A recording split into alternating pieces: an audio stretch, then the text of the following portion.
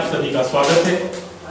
Online classes की श्रृंखला में हम वन्यजीव व वन्यजीव अभयारण्य, राष्ट्रीय उद्यान इनकी चर्चा करनी थी, यानी कि जीवों की सुरक्षा से संबंधित अध्ययन करना था। हमने देखा था जीवों की सुरक्षा के लिए भारत सरकार द्वारा वन्यजीव अधिनियम लाया गया, बाघ अधिनियम लाया गया और राजस्थान सरकार द्वारा भी वनों की जीवों की सुरक्षा के लिए अनेक कदम उठाए गए, जिसमें से हम देखेंगे राज्य में हम पढ़ रहे थे वन्य जीवों की सुरक्षा के लिए दो तरह के कार्यक्रम चलते हैं पर्यावरण में, इन सिटू और एक्स सिटू, इनके बारे में हमने चर्चा की थी। इसके बाद में हमने दो संस्थाओं के बारे में पढ़ा था, IUCN international union for conservation of nature, और हमने WWF के बारे में चर्चा की थी। उसी क्रम में हम आगे बढ़ते हुए राजस्थान पे आए थे, जहां पर राजस्थान के हम अभयारण्यों और उनकी चर्चा कर रहे थे। हमने देखा था राजस्थान के वन्य जीव और वन्य जीवों की सुरक्षा के लिए हमने देखा था हमारे यहाँ पर क्या है, राष्ट्रीय उद्यान। हम चर्चा की थी, 3 राष्ट्रीय उद्यानों की चर्चा कर ली थी हमने। सबसे पहले हमने चर्चा की थी रणथंभौर की। रणथंभौर प्रारंभ में वन्य जीव के रूप में स्थापित हुआ था 1955 में। उसके बाद में देखा था हमने यहाँ पर इसे 1980 में इसे क्या बना दिया गया था, राष्ट्रीय उद्यान बना दिया गया था। और यहाँ पर 1973-74 में क्या शुरू की गई थी, राज्य की पहली बाघ परियोजना संचालित की गई थी। इस प्रकार हमें स्थापना से संबंधित या राष्ट्रीय उद्यान का दर्जा कब मिला, या फिर यहाँ पर बाघ परियोजना कब प्रारंभ की गई, या यह कितने वर्ग किलोमीटर में फैला हुआ, हमने देखा था यह 282 वर्ग किलोमीटर में फैला हुआ। इसकी हमने पूरी तरीके से चर्चा कर ली थी। कहां पर है ये रणथंभौर, अलवर में स्थित है। इसके बाद में नेक्स्ट हमने चर्चा की थी, हमने नेक्स्ट उद्यान की चर्चा की थी केवलादेव घना पक्षी विहार। केवलादेव घना पक्षी विहार भरतपुर में है और हमने इसकी चर्चा की थी और हमने देखा था केवलादेव घना पक्षी विहार के बारे में। इसकी स्थापना 1956 में इसकी स्थापना हुई थी, जबकि 1981 में 27 अगस्त 1981 को इसको काय का दर्जा दिया गया था, राष्ट्रीय उद्यान का दर्जा दिया गया था। और 1985 में इसकी किसमें शामिल किया गया था, यूनेस्को की विश्व धरोहर सूची में शामिल किया गया था। और देखा था हमने कितने वर्ग किलोमीटर फैला हुआ, 29 वर्ग किलोमीटर में फैला हुआ है। इसके बाद हमने नेक्स्ट चर्चा की थी, फर्स्ट था हमारे पास, सेकंड केवलादेव की चर्चा कर ली थी, और थर्ड हमने चर्चा की थी हमने मुकुंदरा हिल्स की। मुकुंदरा हिल्स प्रारंभ में दर्रा अभयारण्य के रूप में ही स्थापित होता है और बाद में 1955 में स्थापित होता है दर्रा अभयारण्य के रूप में, और 9 जनवरी 2012 को इसको काय का दर्जा दिया जाता है, राष्ट्रीय उद्यान का दर्जा दिया जाता है। और 2013 में राज्य की तीसरी बाघ परियोजना संचालित की जाती है। इस प्रकार डेट से संबंधित जो भी पूछा जाए, और इसका कोर एरिया वो कितना है, 199 किलोमीटर, लगभग 199 वर्ग किलोमीटर क्या है इसका कोर एरिया है। तो इस प्रकार हमने 3 राष्ट्रीय उद्यानों की चर्चा कर ली है, जो हमारे राजस्थान की वन रिपोर्ट में भी लिखा हुआ है।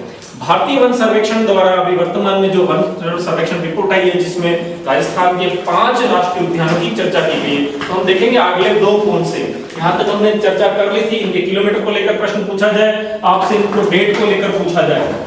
देखिए इनमें मुख्य जीव यहाँ पर कौन है, बाघ है मुख्य जीव। केवलादेव घना पक्षी विहार किसके लिए जाना जाता है, पक्षियों के लिए। मुख्यतः कौन से पक्षी हैं, साइबेरियन क्रेन। कब आते हैं ये, नवंबर से फरवरी इनका प्रवास काल रहता है। नेक्स्ट देखें ये किसके लिए जाना जाता है, तो ये यहाँ पर हिरामनी तोते के लिए जाना जाता है। और यहाँ पर राज्य की तीसरी क्या चलाई गई है, बाघ परियोजना संचालित की गई है। तो हम तीनों को मेन जो हमारी चीजें हैं जो भूगोल से पूछी जाती है वन्य जीवों के बारे में, वो हमने 3 के बारे में देख ली। आगे हम चर्चा करते हैं 2 और की बात करते हैं, जो वर्तमान में भारत सरकार द्वारा दिया गया है। इसके चौथे की बात करें, हम 4th लेकर आते हैं नया नेक्स्ट, राष्ट्रीय मरु उद्यान। पहले ये अभयारण्य के रूप में लिखा हुआ था, वर्तमान में से राष्ट्रीय अभयारण्य का दर्जा दिया गया। इसका नाम क्या है, राष्ट्रीय मरु उद्यान। तो आज हम एक नेक्स्ट चर्चा करेंगे राष्ट्रीय मरु उद्यान, और उसके बाद 5वां हमारे पास कौन सा, सरिस्का अलवर। तो अब हमारा टॉपिक का अगला कड़ी रहेगी। इससे पहले वीडियो में हम इन तीनों के बारे में चर्चा कर चुके हैं, रणथंभौर, केवलादेव और मुकुंदरा के बारे में। यदि आपने नहीं देखा तो इससे पहले का वीडियो देखें, जिसमें हमने इनके बारे में चर्चा कर ली, वन्यजीव अभयारण्य का पहला वीडियो। नेक्स्ट अभी हम नेक्स्ट की बात करते हैं, चौथे अभयारण्य के रूप में जो राष्ट्रीय अभयारण्य का दर्जा मिला है वर्तमान में, उसकी बात करते हैं। इसकी स्थापना को लेकर आपको पूछा जा सकता है। इसकी स्थापना हुई थी 4 अगस्त 1980 को इसकी स्थापना हुई थी। किसकी स्थापना, राष्ट्रीय मरु उद्यान। तो हमारा टॉपिक है राष्ट्रीय मरु उद्यान। वन्य जीव अभयारण्य में ही। नेक्स्ट चौथा राष्ट्रीय मरु उद्यान, इसकी अभयारण्य के रूप में स्थापना वर्तमान में भी, अभी तक किताबों में भी अभयारण्य के रूप में ही है, लेकिन आपसे जैसा पूछा जाए वैसा जवाब देना। यदि ऑप्शन में दोनों नहीं मिलेंगे, 3 और 5 दोनों नहीं मिलेगा। यदि पूछा गया राजस्थान में राष्ट्रीय अभयारण्य है, यदि 5 ऑप्शन में नहीं है तो 3, और 3 ऑप्शन में नहीं है तो 5 है, जैसा आपके पास आएगा। राष्ट्रीय मरु उद्यान अभयारण्य के रूप में इसकी स्थापना हुई थी 4 अगस्त 1980। सबसे ज्यादा इंपॉर्टेंट रहेगा, अगर यदि इसे मान्यता मिल गई है तो यह यहाँ से पूछा जाएगा राष्ट्रीय मरु उद्यान के बारे में। यह सबसे बड़ा राष्ट्रीय अभयारण्य या वन्य जीव अभयारण्य में सबसे बड़ा अभयारण्य, इसलिए इसकी डेट लेकर पूछ ले हमसे कब स्थापित हुआ है वन्य जीव अभयारण्य के रूप में, तो कब हुआ है 4 अगस्त 1980 को स्थापित हुआ है। और अभी नई डेट नहीं है, इसको कब दर्जा दिया गया, अगर दर्जा देते हैं तो इसको आएगा 19-20 के सत्र में आएगा या 20 में इसकी घोषणा हुई, जैसी भी डेट आएगी तब इसकी कंफर्म डेट नहीं है। तो इसकी अभयारण्य के रूप में स्थापना कब हुई है 4 अगस्त 1980 को इसकी स्थापना हुई है, सबसे ज्यादा इंपॉर्टेंट। दूसरा देख ले हम, यह मरु उद्यान कहां पर है। ये मरु उद्यान 2 जिलों में फैला हुआ है, जैसलमेर और बाड़मेर। देखिए इसकी कुल कितने में फैला हुआ है, 3162 वर्ग किलोमीटर में फैला हुआ है। कितने वर्ग किलोमीटर में फैला हुआ है, 3162 वर्ग किलोमीटर में फैला हुआ है, जिसमें लगभग जैसलमेर में 1900 वर्ग किलोमीटर और बाड़मेर में लगभग 1262 वर्ग किलोमीटर में फैला हुआ है। तो इस प्रकार ये 2 जिलों के बीच में फैला हुआ है। सर्वाधिक किस जिले में फैला हुआ है, तो जैसलमेर में। और कहां पर फैला हुआ है, जैसलमेर बाड़मेर जिले के मध्य में फैला हुआ है। आगे और चर्चा करते हैं हम इनके बारे में। तो ये जैसलमेर और बाड़मेर के बीच में, इनके बीच में जीवाश्म उद्यान स्थित है। इसी में क्या स्थित है, जीवाश्म उद्यान, आकलवुड फॉसिल पार्क। इसको क्या कहते हैं, आकलवुड फॉसिल पार्क। किस राष्ट्रीय अभयारण्य में स्थित है, किस राष्ट्रीय अभयारण्य में स्थित है, या किस में स्थित है, राष्ट्रीय मरु उद्यान में स्थित है। जीवाश्म उद्यान या आकलवुड फॉसिल पार्क क्या है, लगभग 18 करोड़ वर्ष पूर्व वनस्पति और जीवों के अवशेष मिले हैं। तो 18 करोड़ वर्ष पूर्व हमें जीवाश्म मिले हैं, वो कहां पर, आकलवुड फॉसिल पार्क या जीवाश्म उद्यान कहां पर है, राष्ट्रीय मरु उद्यान में स्थित है। यहाँ पर लगभग 25 जीवाश्म उद्यान मिले, लगभग 25 जीवाश्म उद्यान मिले। जो सबसे बड़ा जीवाश्म उद्यान है वो लगभग 7.5 मीटर लंबा और 1.5 मीटर चौड़ा सबसे बड़ा जीवाश्म उद्यान है। यहाँ पर लगभग 25 जीवाश्म उद्यान मिले इस वाले एरिया में। ये दोनों किसके बीच में है, जैसलमेर और बाड़मेर के मध्य। तो आकलवुड फॉसिल पार्क कहां पर स्थित है। इस क्षेत्र की नेक्स्ट और बात करें, इस राष्ट्रीय मरु उद्यान में और क्या मिलता है, लाठी सीरीज। हमने देखा था लगभग 60 मीटर लंबी जो सीरीज है, जो भूगर्भिक शुद्ध जल के भंडार है, लाठी सीरीज किस उद्यान में या किस अभयारण्य में, तो राष्ट्रीय मरु उद्यान या राष्ट्रीय मरु अभयारण्य में स्थित है लाठी सीरीज। यहीं पर हमने पढ़ा था, लाठी सीरीज में हमने घास पढ़ी थी। कौन सी घास पढ़ी थी हमने, सेवण घास की अधिकता पाई जाती है। और सेवण घास, नेक्स्ट वापस आते हैं, इस पर आते हैं। सेवण घास को हमने पढ़ लिया वनस्पति में, लेकिन अब यहाँ पर वन्य जीवों में क्या इंपॉर्टेंट है, तो गोड़ावन पक्षी अपने अंडे यहीं पर देता है। कहां पर देता है, किस घास में देता है, तो सेवण घास में देता है गोड़ावन पक्षी। इसीलिए पोखरण के आसपास गोड़ावन पक्षी सर्वाधिक पाए जाते हैं। तो गोड़ावन पक्षी किस अभयारण्य में सर्वाधिक पाए जाते हैं, तो राष्ट्रीय मरु उद्यान। ठीक, आगे हम और चर्चा करते हैं। गोड़ावन पक्षी को लेकर चर्चा कर लेते हैं, क्योंकि ये हमारा क्या है, राजकीय पक्षी है। तो इसके बारे में चर्चा कर लेते हैं। एक बार आपको इसके बारे में देखना है या स्क्रीनशॉट लेना है तो ले लें इसके बारे में।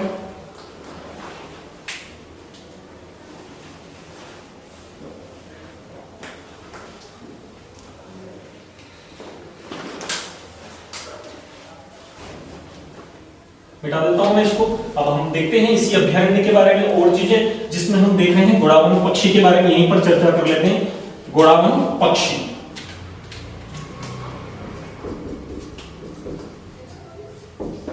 यह इसे 1981 में राजकीय पक्षी का दर्जा प्राप्त है और यह विलुप्त होने की कगार पर है। ये क्या है, विलुप्त होने की कगार पर है। और सबसे ज्यादा गोड़ावन पक्षी कहां पर पाए जाते हैं, तो राष्ट्रीय मरु उद्यान में पाए जाते हैं। किस घास में अंडे देते हैं, तो सेवण घास में अंडे देते हैं। गोड़ावन पक्षी के बारे में कहते हैं इसे सोन चिड़िया, फुकना, गुथनमेर, सोन चिड़िया, हुकना, गुथनमेर, great Indian bustard, great Indian bustard, और इसका वैज्ञानिक नाम है क्रायोटिस, क्रायोटिस नाइग्रिसेप्स, क्रायोटिस नाइग्रिसेप्स, ये इसका क्या है, वैज्ञानिक नाम है। तो इसको सोन चिड़िया, इसको हुकना, इसको गुथनमेर और ग्रेट इंडियन बस्टर्ड, इसे ही माल मोरडी, माल मोरडी आदि नामों से जाना जाता है। तो राजस्थान में सोन चिड़िया, हुकना, गुथनमेर, गुथनमेर, ग्रेट इंडियन बस्टर्ड, माल मोरडी, और वैज्ञानिक नाम इसका क्या है, वैज्ञानिक नाम इसका क्रायोटिस नाइग्रिसेप्स है। किसका, घोड़ावन पक्षी का। घोड़ावन पक्षी के बारे में, क्योंकि यह क्या होने वाली है, विलुप्त होने की कगार पर है, विलुप्त होने की कगार पर है, इसीलिए इसके 2-3 केंद्र हैं मुख्य रूप से।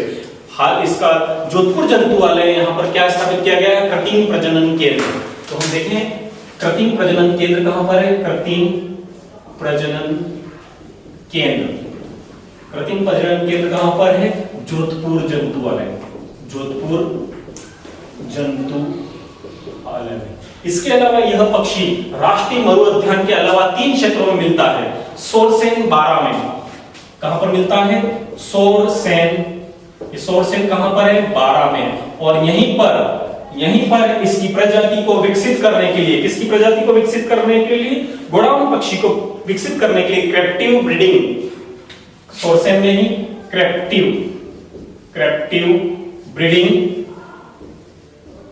ब्रीडिंग सेंटर स्थापित है। इसको लेकर आपसे प्रश्न पूछा जाए, कैप्टिव ब्रीडिंग सेंटर कहां पर स्थित है, किसके लिए, घोड़ावन पक्षी के लिए कहां पर है, सोरसेन 12 में। और इसका एक और क्षेत्र है साकलिया अजमेर। तो सोरसेन 12 है, और नेक्स्ट कौन है, साकलिया अजमेर, साकलिया अजमेर। देखिए हम इस ये को वापस देख लेते हैं फटाफट। किसको लेकर, घोड़ावन पक्षी को लेकर। ये अंडे कहां देता है, सेवन घास में। घोड़ावन पक्षी को 1981 में राष्ट्रीय पक्षी का दर्जा दे रखा। इसे सोन चिड़िया, हुकना, गुथनमेर, ग्रेट इंडियन बस्टर्ड, माल मोरडी, और वैज्ञानिक नाम क्या है, क्रायोटिस नाइग्रिसेप्स। राष्ट्रीय मरुद्यान के अतिरिक्त यह सोरसेन 12 में कहां पर मिलता है, सोरसेन 12 में, और सोरसेन 12 के अलावा कहां मिलता है, साकलिया अजमेर में। सोरसेन 12 में ही कैप्टिव ब्रीडिंग सेंटर स्थित है। कैप्टिव ब्रीडिंग सेंटर किसके लिए है, घोड़ावन के लिए। कृत्रिम जो प्रजनन केंद्र है उसका कैप्टिव ब्रीडिंग सेंटर कहां पर है, सोरसेन 12 में है, और कृत्रिम प्रजनन केंद्र कहां पर है, जोधपुर जंतुआलय में है। तो इस प्रकार यह हमारे कौन से पक्षी के लिए हुआ है, राजकीय पक्षी के लिए भी हमने इसका अध्ययन कर लिया गया। इसके अलावा इस मरु उद्यान में नेक्स्ट देखें हम, बर्ड्स शॉट लेना।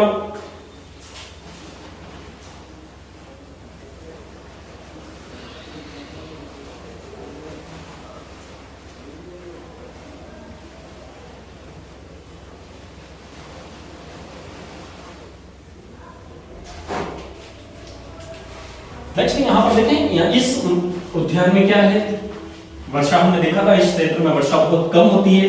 इस क्षेत्र में वर्षा जल को एकत्र करने के लिए टैंक बनाए गए। किसमें, कौन से मरु उद्यान में, राष्ट्रीय मरु उद्यान में। यहाँ पर वर्षा जल को या जल को एकत्र करने के लिए टैंक बनाए गए, क्योंकि जल की कमी है। जल की कमी को पूरा करने के लिए क्या बनाए गए हैं, टैंक बनाए गए, टैंक बनाए गए हैं। और इन टैंक को क्या कहा जाता है, गजरल कहा जाता है। आपसे पूछ लिया जाए गजरल का संबंध किस से है, तो किससे है, जल को एकत्र करने के टैंक हैं। और कहां पर है, किस उद्यान में है, तो राष्ट्रीय मरु उद्यान में। इसके अतिरिक्त यहाँ पर पीमड़ा सर्प, कोबरा सर्प, यहाँ पर सर्पों की अनेक प्रजातियां पाई जाती है, जिसमें सबसे जहरीला सर्प कौन सा सर्प, पीमड़ा सर्प भी पाया जाता है। तो इस प्रकार हमने इसी में कैक्टस गार्डन मरुधरा में, कुलधरा गांव मरुस्थल में, कुलधरा गांव जैसलमेर में के मुस्थली गांव में क्या स्थित है, कैक्टस गार्डन स्थित है। तो इस प्रकार हमने एक उद्यान के बारे में पढ़ा। कौन सा उद्यान, राष्ट्रीय मरु उद्यान, जो अब तक किसके नाम से जाना जाता था, वन्य जीव अभयारण्य के नाम से जाना जाता था। और यह देश का चौथा क्या है, हमारा राष्ट्रीय उद्यान का दर्जा इसको प्राप्त हुआ हाल ही में। तो इस प्रकार हमने नेक्स्ट उद्यान के बारे में पढ़ा, चौथा उद्यान के बारे में अध्ययन किया जो 2 जिलों में फैला हुआ है, जैसलमेर व बाड़मेर में। इसकी डेट को लेकर प्रश्न पूछा जा सकता है, सबसे ज्यादा इंपॉर्टेंट है इसकी डेट, 4 अगस्त 1980 को इसको दर्जा मिला है। नेक्स्ट अभ्यारण्य का दर्जा मिला था, है ना, अभी जो राष्ट्रीय उद्यान का दर्जा मिला वो अभी तक डेट आई नहीं है हमारे पास, है ना। नेक्स्ट देखिए हम 5वां जिसको राष्ट्रीय उद्यान का दर्जा प्राप्त हुआ है हाल ही में, वो है हमारा सरिस्का। कौन सा उद्यान? सरिस्का वन्यजीव अभ्यारण्य था जिसे राष्ट्रीय उद्यान का दर्जा प्राप्त हुआ है। इसे राष्ट्रीय स्तर का दर्जा पहले भी प्राप्त था, दर्जा नहीं मिला था उद्यान का, लेकिन फिर भी इसमें जो भी सुविधाएं हैं वो राष्ट्रीय उद्यान के दर्जे के बराबर मिलती थी, और इसे अब क्या कर दिया गया है, राष्ट्रीय उद्यान का दर्जा दे दिया गया है। किसको? सरिस्का। तो नेक्स्ट हमारे पास कौन सा है? सरिस्का वन्यजीव अभ्यारण्य। और सरिस्का अभ्यारण्य जिसे हाल ही में इसे भी उद्यान का दर्जा दिया गया, और कहां पर है यह? अलवर में। यदि इनको मिल जाता है तो इस प्रकार कितने हो जाएंगे हमारे पास? 5 हो जाएंगे। इसकी स्थापना 1 नवंबर 1955 को हुई थी। हमने प्रारंभ में क्लास ली थी तभी कहा था स्थापना को लेकर हमसे पूछा जाए, इसकी स्थापना कब हुई थी? 1 नवंबर 1955 को क्या हुई थी? इसकी स्थापना हुई थी। और देखें सरिस्का के बारे में, नेक्स्ट देखें हम सरिस्का अभ्यारण्य के बारे में। सरिस्का अभ्यारण्य कहां पर है? तुमने देख लिया कहां पर है? अलवर में। 1955 में इसकी अभ्यारण्य जो अभ्यारण्य के रूप में दर्जा हुई, और 1920 में इसको क्या मिला है? राष्ट्रीय उद्यान का दर्जा प्राप्त हुआ है। हाल ही में ऐसा प्रश्न पूछ ले, हाल ही में राज्य के कौन से अभ्यारण्य को राष्ट्रीय अभ्यारण्य का दर्जा प्राप्त हुआ है? ऐसा प्रश्न आ गया हाल ही में, या आ जाए 2019-20 में या 2019 में वन रिपोर्ट 16वीं में किसे दर्जा दिया गया, ऐसा कोई प्रश्न आ जाए, या हाल ही में ऐसा कुछ भी दे दे। हाल ही में राजस्थान के किन वन्यजीव अभ्यारण्य को, कौन से वन्यजीव अभ्यारण्य को निम्न में से, प्रश्न बनाए, निम्न में से कौन से वन्यजीव अभ्यारण्य को राष्ट्रीय अभ्यारण्य का दर्जा प्राप्त हुआ है? राष्ट्रीय अभ्यारण्य का दर्जा प्राप्त हुआ है। तो उत्तर में क्या होना चाहिए? एक तो कौन सा होना चाहिए? राष्ट्रीय मरु उद्यान, और दूसरा कौन होगा? सरिस्का। कौन सा? अलवर। सरिस्का अलवर, सरिस्का में 2 है, सरिस्का अभी है जिसकी अभी बात करेंगे। तो इन दोनों को भी हाल ही में दर्जा प्राप्त हुआ। इस प्रकार के प्रश्न आए जिसका जवाब यह रहेगा। क्या रहेगा हमारे पास? किनको मिला है? तो राष्ट्रीय मरु उद्यान सरिस्का अलवर को, और किसको मिला है? इसके साथ में ही राष्ट्रीय मरु उद्यान को भी इसका दर्जा प्राप्त हुआ है। देखिए आगे हम बात करते हैं, यह लगभग 492 किलोमीटर में फैला हुआ। कितने वर्ग किलोमीटर में फैला हुआ है? अभी हमने पहले बात की थी, 492 वर्ग किलोमीटर में फैला हुआ है। और किस जिले में? मुख्यतः अलवर जिले में। अलवर जिले के एक रियासत काल में यहाँ के राजा थे तेज सिंह। इन तेज सिंह के द्वारा एक पीली किताब नाम से फॉरेस्ट सेटलमेंट रिपोर्ट तैयार की थी। तेज सिंह द्वारा 1947 में, आजादी से लगभग पहले 1947 में तेज सिंह द्वारा फॉरेस्ट सेटलमेंट रिपोर्ट प्रस्तुत की गई। यदि कहीं हिस्ट्री वगैरह से प्रश्न आ जाए, forest settlement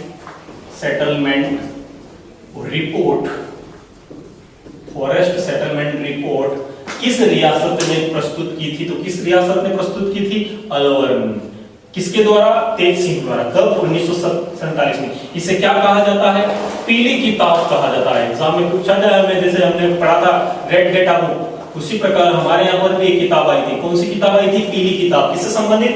forest settlement report से संबंधित हमारी जो किताब थी, फॉरेस्ट सेटलमेंट रिपोर्ट से संबंधित जो किताब थी, यह किताब किसके काल में आई थी? तेज सिंह के काल में। कौन सी रियासत में? अलवर रियासत में। और इसे क्या कहा जाता है? पीली किताब कहा जाता है। ठीक है, इससे संबंधित अलवर।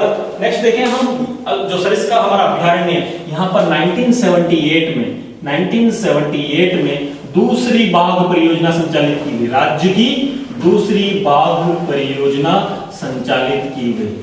तो राज्य की दूसरी बाघ परियोजना कहां पर संचालित की गई है? सरिस्का अलवर में। पहली बाघ परियोजना हमने पढ़ा था 73-74 में रणथंभौर में। दूसरी कहां पर? सरिस्का अलवर में। और तीसरी हम पढ़ चुके हैं कहां पर? मुकुंदरा हिल्स में। तो इस प्रकार राज्य में 3 बाघ परियोजना भी है। एक बार वापस से हम देख लेंगे इन राजस्थान के मानचित्र में, तो ये भी किसके लिए जाना जाता है, मुख्यतः बाघ के लिए जाना जाता है। तो यह हमारे राज्य की दूसरी बाघ परियोजना है। कब? 1978 में। यहाँ से 2 डेट याद रखनी। इसकी स्थापना कब हुई? 1 नवंबर 1955 में अभ्यारण्य के रूप में। और बाघ परियोजना कब संचालित की गई? 1978 में। आंकड़ों से लेकर और पूछा जाए तो ये कितने वर्ग किलोमीटर में फैला हुआ? तो 492 वर्ग किलोमीटर में फैला हुआ। कहां पर फैला हुआ? अलवर रियासत में। तो इस प्रकार, और यह पूछा जाए तो इस प्रकार पूछ सकता है हमें कौन से 2 शामिल हुए हैं राष्ट्रीय अभ्यारण्यों में। इस प्रकार प्रश्न पूछे जा सकते हैं। अभी हम ये 5 अभ्यारण्य को मानचित्र के माध्यम से पढ़ लेते हैं। 5 अभ्यारण्य हो जाएंगे और 3 बाघ परियोजना भी इसके साथ मानचित्र में हम अटैच करके देख लेते हैं। अगर स्क्रीनशॉट लेना चाहें तो देख लें आप।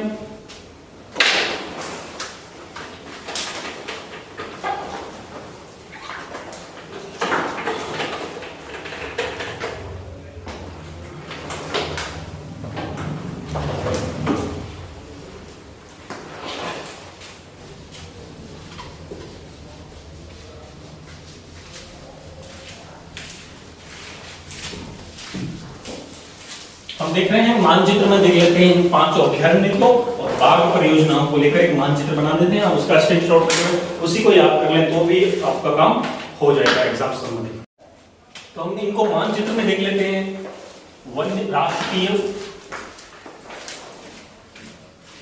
राष्ट्रीय वन्यजीव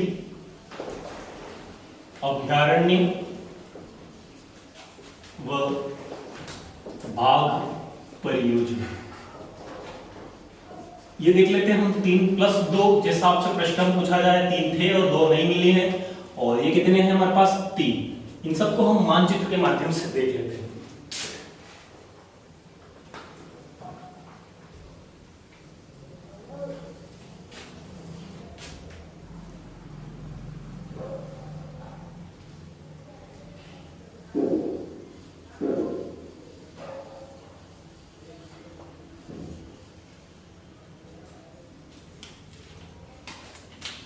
देखिए, सबसे पहले हमने राष्ट्रीय रणथंभौर कहाँ की बात की थी? सवाई माधोपुर।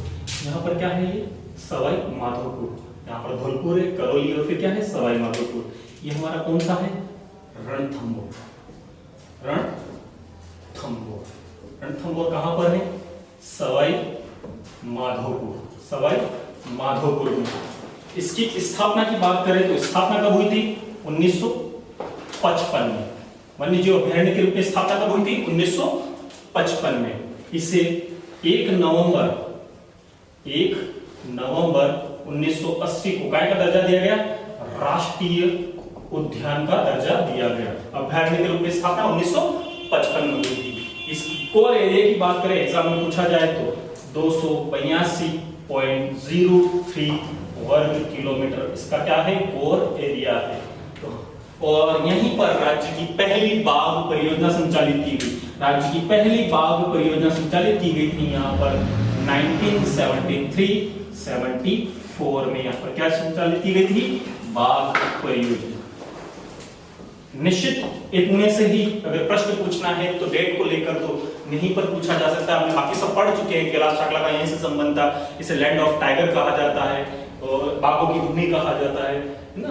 हमारे पास पद्मशाही, मलिक शाही, यहाँ पर तालाब है, मानसरोवर आदि क्या है? तालाब है, 3 गणेश जी का मंदिर है। ये सब बात की बात है। हम ज्योग्राफी से संबंधित, हमारे पास डेट से संबंधित आंकड़े वगैरह पूछे जाएंगे। फैक्ट चीजें हमारे पास रणथंभौर सवाई माधोपुर के बारे में। दूसरे अभ्यारण्य के बारे में बात की थी हमने, वो है हमारे पास यहाँ पर कौन सा अभ्यारण्य है हमारे पास? केवलादेव घना पक्षी विहार। केवलादेव घना पक्षी विहार, ये कहां पर है? नेक्स्ट, केवलादेव घना पक्षी विहार कहां पर है? यह विहार भरतपुर में। तो जिला हो गया हमारे पास कौन सा? भरतपुर में। आप मानचित्र बनाकर ऐसा ही बना ले, स्क्रीनशॉट लेकर इसको कंप्लीट करना। यही आपके छोटे से छोटे एग्जाम से लेकर बड़े तक एग्जाम तक में यह लगभग यहीं से प्रश्न पूछा जाएगा। अगर 5 इनके बारे में पूछा जाए। इसकी स्थापना कब हुई थी? तो 1956 में इसकी स्थापना हुई थी। कब इसकी स्थापना हुई थी? 1956 में इसकी वन्यजीव अभ्यारण्य के रूप में स्थापना हुई है 27 अगस्त 1980 को। नेक्स्ट देखिए, हम इसके बारे में यहां पर लिख रहा हूं 27 अगस्त 1980 को काय का दर्जा मिला, इसे राष्ट्रीय अभयारण्य का दर्जा मिला। काय का दर्जा मिला है, राष्ट्रीय अभयारण्य का दर्जा मिला। फिर देखें हम इसके बाद में डेट को लेकर यदि पूछा जाए तो हमसे 1985 में यह यूनेस्को की विश्व धरोहर सूची में क्या हुआ, शामिल हुआ। यूनेस्को की विश्व धरोहर सूची में शामिल हुआ और इसका कोर एरिया की बात करें तो 28.73 वर्ग किलोमीटर में फैला हुआ, मात्र 28.73 वर्ग किलोमीटर, या कहीं पर आपको लिखा हुआ मिलेगा 29 वर्ग किलोमीटर, जो भी मिले इसके बारे में ये याद रखना है। पक्षियों की स्वर्ग स्थली वगैरह हमने सब पढ़ लिया है। और 2004 में इसे काय में शामिल किया गया है, रामसर क्षेत्र में शामिल किया गया है। रामसर क्षेत्र की डेट वगैरह नहीं पूछी जाएगी क्योंकि भारत 1983 में रामसर समझौते में शामिल होता है और भारत के 6 स्थानों को क्या मिलता है, रामसर क्षेत्र में स्थान मिलता है और उसके साथ ही इनको भी मिल जाता है। लेकिन राजस्थान को जब ऑथेंटिक लिखा हुआ मिलता है वो 2004 से मिलती है, इसलिए डेट को लेकर हमसे नहीं पूछा जाए। बस ये याद रखना है कि रामसर क्षेत्र में शामिल कितने हुए, तो 2, सांभर और केवलादेव। हम पढ़ेंगे इसके बारे में। अब ये मेन चीजें पढ़ रहे तो हमने कौन सा पढ़ा, हमने यह केवलादेव घना पक्षी विहार पढ़ लिया और दूसरा हमने कौन सा पढ़ लिया, रणथंभौर के बारे में पढ़ लिया। नेक्स्ट तीसरे की बात करते हैं। तीसरा हमारे पास कौन सा है, मुकुंदरा हिल्स। नेक्स्ट कौन सा है हमारे पास, मुकुंदरा हिल्स। इस मुकुंदरा हिल्स की स्थापना किस रूप में होती है, दर्रा अभयारण्य के रूप में। इसकी 7 नवंबर 1955 को इसकी स्थापना होती है। क्या है, मुकुंदरा हिल्स। क्या होगा आपको यहीं पर, इसको यहाँ पर बंद कर देते हैं और यहाँ पर इसको ले लेते हैं। ये कौन सा हिल्स हमारे पास, राष्ट्रीय अभयारण्य मुकुंदरा हिल्स। इस मुकुंदरा हिल्स की स्थापना कब होती है, दर्रा अभयारण्य के रूप में। दर्रा अभयारण्य के रूप में इसकी स्थापना होती है 7 नवंबर 1955 को ही इसकी क्या हो जाती है, स्थापना हो जाती है। इसे 9 जनवरी, नेक्स्ट देखिए हम, 9 जनवरी 2012 को राष्ट्रीय अभयारण्य का क्या मिलता है, इसे दर्जा मिलता है। तो 9 जनवरी 2012 को इससे क्या दर्जा दिया जाता है, राष्ट्रीय अभयारण्य का दर्जा दिया जाता है। ये पूरी डेट भी याद नहीं रखे तो 1955 याद रख ले तो भी चल जाएगा। 1955 के समय में कुछ का स्थापना 1 नवंबर को होती है और कुछ की स्थापना 7 नवंबर को होती है। आपको ये पूछा जाए तो 1955 याद रखना है, ये पूरी याद रखनी। 9 जनवरी 12 को उसको क्या का दर्जा मिलता है, राष्ट्रीय अभयारण्य का दर्जा मिलता है। और अप्रैल 2013 में यहाँ पर बाघ परियोजना, और कौन सी बाघ परियोजना, तीसरी बाघ परियोजना। पहली कौन सी होती है, यह हमारी कौन सी है, पहली बाघ परियोजना कौन सी है, रणथंभौर। पहली और तीसरी पढ़ ली हमने, इसका मतलब कौन सी बाकी है हमारे पास, दूसरी बाकी। इसकी कोर एरिया की बात करें तो ये 199.55 वर्ग किलोमीटर फैला हुआ है। 199.55 यानी लगभग 200 वर्ग किलोमीटर या 199 वर्ग किलोमीटर में फैला है। कौन सा हिल्स, मुकुंदरा हिल्स। और जिलों की बात करें तो यहाँ पर जिले हमने लिखे नहीं, कोटा व झालावाड़। अगर आपको दिख नहीं रहा तो स्क्रीनशॉट या वॉल्यूम से आप लिख ले ना। तो हमने इस प्रकार 3 अभयारण्यों की चर्चा की जो अब तक थे। हाल ही में 2 और को मान्यता मिली है, जिसमें हमने देखा था राष्ट्रीय मरुउद्यान। राष्ट्रीय मरुउद्यान की बात करें तो जैसलमेर और बाड़मेर के बीच में यह वाला जो क्षेत्र है, ये कौन सा क्षेत्र है हमारे पास, राष्ट्रीय मरुउद्यान। कौन सा उद्यान है हमारे पास, राष्ट्रीय मरुउद्यान। इसका नाम राष्ट्रीय मरुउद्यान जरूर था, लेकिन इसे राष्ट्रीय उद्यान का दर्जा कब दिया गया है, इसे हाल ही में 1920 में से दर्जा मिला है। तो राष्ट्रीय मरुउद्यान, इसकी स्थापना हमसे पूछी जा सकती है। 4 अगस्त 1980 को अभयारण्य के रूप में इसकी स्थापना होती है, अभयारण्य के रूप में। ठीक है, तो आपसे प्रश्न पूछा जाएगा, ये बहुत ज्यादा इंपॉर्टेंट रहेगा, मैंने अभी चर्चा की थी। 2 जिलों में फैला हुआ है। 2 जिले कौन कौन से हैं, तो जैसलमेर व बाड़मेर। कुल की बात करें कितनी लंबा फैला हुआ है, 3162 वर्ग किलोमीटर में। और भी पूछ ले आपको तो 19 ज्यादा कहां पर है, तो 1900 किलोमीटर यहां पर और लगभग 1262 कहां पर की 19 कहां पर है, यह बाड़मेर जिले में फैला हुआ है। इस प्रकार हमसे इससे संबंधित प्रश्न पूछे जाएं। यहां पर 1981 में और थोड़ा सा लिख लें, यहां पर 1981 में उड़ावन पक्षी को काय का दर्जा दिया गया है? राजकीय पक्षी। कार्टिस नेग्रिसेप्स कहते हैं, इंडियन बस्टर्ड कहते हैं, हमने देखा अभी, सुखना, गुथनमेर, सोन चिड़िया आदि नामों से, इसे मालमोरडी आदि नामों से जाना जाता है। और 3 क्षेत्र इसके लिए जाने जाते हैं, राष्ट्रीय मरुउद्यान, सोरसेन बारा और साकलिया अजमेर। उड़ान पक्षी को लेकर याद रखना 3 स्थान है इसके लिए, है ना, पक्षी के लिए, साकलिया, अजमेर, सोरसेन बारा और राष्ट्रीय मरुउद्यान। ठीक है, और यहीं पर हमने पढ़ा अभी जीवाश्म उद्यान, आकलवुड फोसिल पार्क के 18 करोड़ वर्ष पूर्व के जीवाश्म मिलते हैं, यानी जीव जंतु और वनस्पति के अवशेष मिलते हैं। और सबसे बड़ा जो है लगभग 7 मीटर लंबा और 1.5 मीटर चौड़ा क्या है यहाँ पर, लगभग 25 जीवाश्म उद्यान मिले, जिसमें सबसे बड़ा है 7 मीटर और 1.5 मीटर चौड़ा उद्यान मिला है।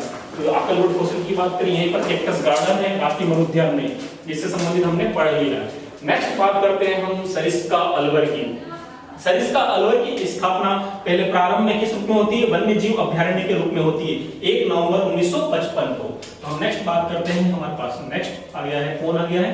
सरिस्का। सरिस्का कहां पर है? अलवर में। सरिस्का अलवर, अलवर जिले में है सरिस्का। इसकी स्थापना होती है 1 नवंबर 1955 को। काय के रूप में? वन्य जीव अभयारण्य के रूप में स्थापना होती है, और हाल ही में इसको क्या दिया गया है? राष्ट्रीय उद्यान का दर्जा दिया गया है। यहाँ पर राज्य की दूसरी बाघ परियोजना, राज्य की दूसरी बाघ परियोजना, दूसरी बाघ परियोजना कब शुरू की जाती है? 1978, 79 जो मिले 78 है इसे, 1978 में यहाँ पर दूसरी बाघ परियोजना शुरू की जाती है। तो पहली बाघ परियोजना हमने देखी थी, पहली हमारे पास हो गई, दूसरी तीसरी ये रही हमारे पास, और दूसरी बाघ परियोजना है। इसका कोर एरिया देखें 492 वर्ग किलोमीटर में, कितने वर्ग किलोमीटर फैला है? 492 वर्ग किलोमीटर में फैला हुआ है। कौन? सरिस्का अलवर। तो इस प्रकार देखो हमने 5 राष्ट्रीय अभयारण्य, पहले 3 थे, अभी 2 और मिलाकर हो गए। इस प्रकार हमारे पास कितने? 5 हो गए हैं। मतलब 492.29 लिए पूरा याद रखना चाहे तो 492.29 है, इसलिए 492 ही दे जाएगा। 492.29 वर्ग किलोमीटर है लगभग क्षेत्रफल। आपसे जो भी प्रश्न पूछे जाते हैं वो यही से है, डेट्स को लेकर पूछे, किलोमीटर पूछे, आपको कितने क्षेत्रफल में फैले हुए हैं, किन जिलों में फैले हुए हैं। तो इस प्रकार हमने इन सबको एक मानचित्र के द्वारा पढ़ने का प्रयास किया। हाल ही में इन दोनों को हाल ही में मान्यता मिली है, जबकि यह पूर्व के हैं। तो हमने क्रम से पढ़ लिए। सबसे पहला कौन सा है हमारे पास? सबसे पहला रणथंभौर, रणथंभौर के बाद में केवलादेव है, केवलाबाद के बाद ये है, और इन दिनों के हाल ही में एक साथ मिली। इस प्रकार 5 राष्ट्रीय उद्यान है, क्रम से जैसे भी जमाने हो, आपको जिले जमाने हो, क्षेत्रफल जमाना हो, बाघ परियोजना के बारे में पूछ ले, तो इन सब का इस 16 हमारे इस मानचित्र में। तो आप इसका स्क्रीनशॉट ले लें, निश्चित आने वाली परीक्षाओं में आपको सफल बनाने में यह इसका महत्वपूर्ण योगदान हो सकता है।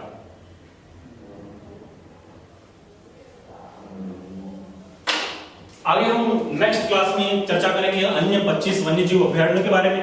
यहां से इस प्रकार आगे वाले में इस प्रकार के प्रश्न आते हैं, गहराई से इनमें से ही प्रश्न आते हैं। आगे वालों में प्रश्न हमें स्थापना कब हुई वगैरह नहीं पूछे जाते, सिंपल से प्रश्न आते हैं। एक तरफ अभयारण्य लिखे होंगे, एक तरफ जिले लिखे होंगे, या तो नीचे ऑप्शन होगा सुमेलित कुट अ और कुट ब को सुमेलित करते हुए नीचे प्रश्न को उत्तर दीजिए, नीचे दिए गए सुमेलित कीजिए आप, फिर असंगत कौन सा है, संगत कौन सा है, इस प्रकार के प्रश्न दिए जाएंगे।